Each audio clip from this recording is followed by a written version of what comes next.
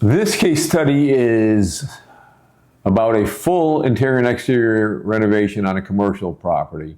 It's about an 8,000 square foot office located on Federal Highway US 1 in Pompano. This office building was really outdated, inefficient, and no longer well suited for modern tenants.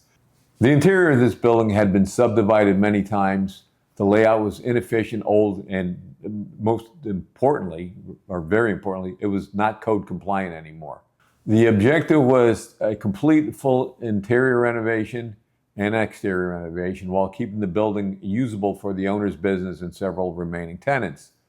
The project required more than a cosmetic upgrade. The building needed major improvements to the layout and meet code compliance.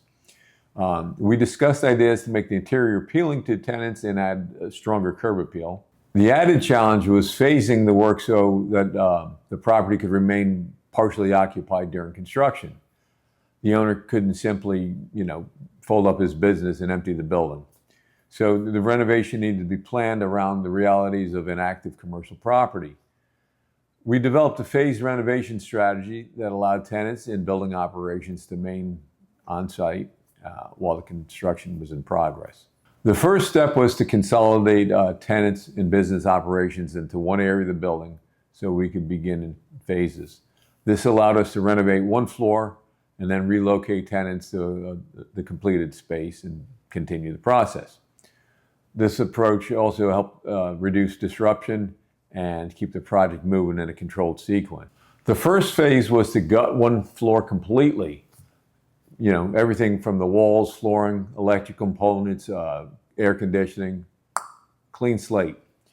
And then we started building out a more functional commercial layout.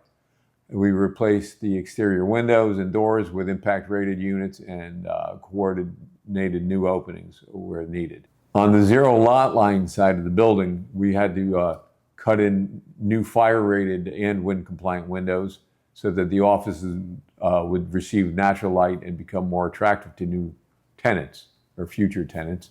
From there, the project moved through the typical phases, which would be framing, mechanical, electric, plumbing, rough-ins, and then inspections. From there, we moved into drywall, paint, flooring, interior doors, and finish work. Once the renovated floor was completed and permits were closed out, then tenants were moved into that space and we were able to begin the next phase. The second phase followed a similar process to the first phase. It was an interior renovation, and we did essentially the same stuff, gutted it and followed the same process I just described. The property was still on septic, and the septic system was located near the front of the building. And the system would back up too frequently. It was outdated. It was no longer a good solution for the property. The city sewer connection was located at the rear of the property. A typical approach would have been to required basically tearing up the whole parking lot and connecting the sanitary to the city location, which could add weeks of inconvenience for the tenants and for the business operations. So instead, we developed a less disruptive solution. We cut a trench through the concrete floor on the first level, ran the sanitary to the back of the building, and then out into the city sewer connection. This limited the exterior disturbance to approximately a 10-foot section of the parking lot and avoided major parking disruption. This is an important example of practical construction planning. Solve the problem, protect the property's function, and minimize unnecessary disruption. After the interior renovation was done, we moved to the exterior renovation. The final phase is to transform the exterior and give it some proper curb appeal. The outdated roof was replaced with a standing seam metal roof, which gave it a much cleaner, more modern appearance.